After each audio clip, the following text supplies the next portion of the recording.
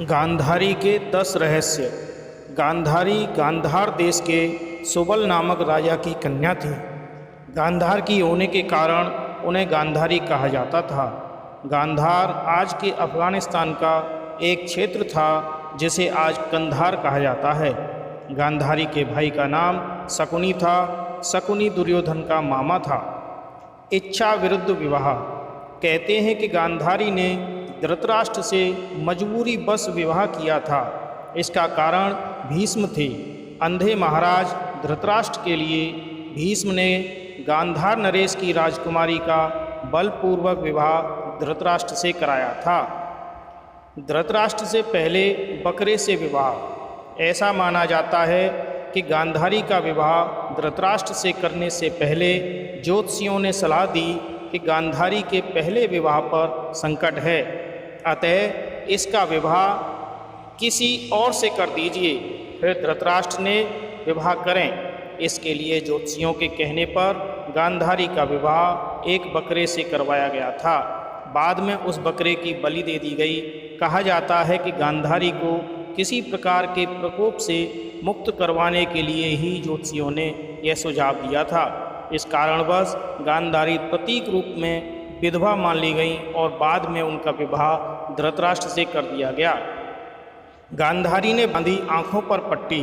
विवाह के बाद जब उन्हें पता चला कि मेरे पति अंधे हैं तो वह सन्न रह गई, इसीलिए उसने अपनी आँखों पर पट्टी बांध ली। गांधारी ने पतिव्रत धर्म का पालन करते हुए अपनी आँखों पर जीवन भर के लिए पट्टी बांध ली थी। इसी कारण गांधारी का संसार की पतिव्रता और महान नारियों में विशेष स्थान है। धृतराष्ट्र को हुई गलतफहमी। गांधारी एक विधवा थी। यह सच्चाई बहुत समय तक कौरव पक्ष को पता नहीं चली। यह बात जब महाराज धृतराष्ट्र को पता चली तो वे बहुत क्रोधित हो उठे। उन्होंने समझा कि गांधारी का पहले किसी से विवाह हुआ था और वह न मालूम किस कारण मारा गया।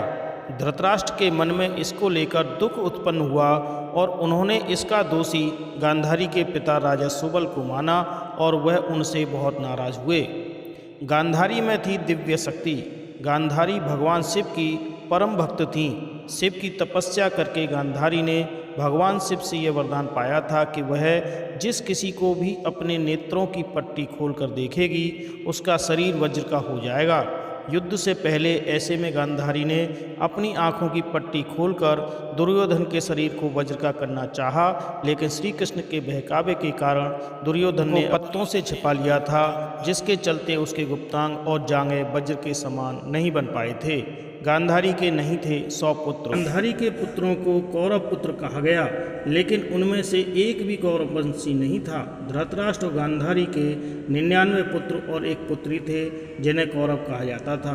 गांधारी ने वेद व्यास से पुत्रवती होने का वरदान प्राप्त कर लिया था। इस वरदान के चलते ही गांधारी को 99 पुत्र और एक पुत्री मिली थी। उक्त सभी संतानों की उत्पत्ति 2 वर्ष बाद कुंडों से हुई थी। गांधारी की बेटी का नाम दुसला था। गांधारी जब गर्भवती थीं तब धृतराष्ट्र ने एक दासी के साथ सहवास किया था, जिसके चलते युयुत्सु नामक पुत्र का जन्म हुआ और इस तरह कौरव 100 हो गए। कुंती से थी गांधारी की प्रतिद्वंद्विता। कुंती के पुत्र पांडव थे और गांधारी के पुत्र कौरव। प्रारंभ में दोनों ही एक ही महल में रहती थीं, लेकिन राजगद्दी के चक्कर में दोनों में अप्रत्यक्ष रूप से प्रतिद्वंद्विता रहती थी। पुत्र और भाई के वश में थी गांधारी। शकुनी ने गांधारी व धृतराष्ट्र को अपने वश में करके धृतराष्ट्र के भाई पांडु के विरुद्ध षड्यंत्र रचने और राज सिंहासन पर धृतराष्ट्र का आधिपत्य जमाने को कहा था। शकुनी की चाल किसी भी कारण से सफल रही हो, उसका सम्मान और बढ़ गया। गांधारी अपने भाई की चाल को समझती थी, लेकिन उसकी एक नहीं चलती थी। पति, भाई और पुत्र के बीच गांधारी विवश थी। श्री कृष्ण को शाप।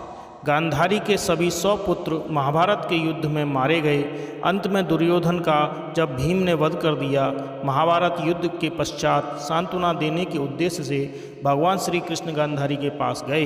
गांधारी अपने 100 पुत्रों की मृत्यु के शोक में अत्यंत व्याकुल थीं। भगवान श्री कृष्ण को देखते ही गांधारी ने क्रोधित होकर उन्हें शाप दिया कि तुम्हारे कारण जिस प्रकार से मेरे 100 पुत्रों का वध हुआ है, उसी प्रकार तुम्हारे वंश में भी आपस में एक दूसरे को मारने के कारण नाश हो जाएगा। गांधारी की मृत्यु। युधिष्ठिर के राज्याभिषेक के बाद धृतराष्ट्र, संजय, कुंती और गांधारी ने संन्यास ले लिया और वे अपना आगे का जीवन बिताने के लिए जंगल में कुटिया बनाकर रहने लगे। 3 साल बाद एक दिन धृतराष्ट्र गंगा में स्नान करने के लिए जाते हैं और उनके जाते ही जंगल में आग लग जाती है। वे सभी धृतराष्ट्र के पास आते हैं। संजय उन सभी को जंगल से चलने के लिए कहते हैं, लेकिन दुर्बलता के कारण धृतराष्ट्र वहाँ से नहीं जाते हैं। गांधारी और कुंती भी नहीं जाती हैं। जब संजय अकेले ही उन्हें जंगल में छोड़कर चले जाते हैं, तब तीनों लोग आग में झुलस कर मर जाते हैं। बाद में नारद मुनि युधिष्ठिर को यह दुखद समाचार देते हैं। युधिष्ठिर वहाँ जाकर उनकी आत्म शांति के लिए धार्मिक कार्य करते हैं। दोस्तों, वीडियो कैसा लगा हमें कमेंट करके ज़रूर बताएं। Thank you. जय श्री राम।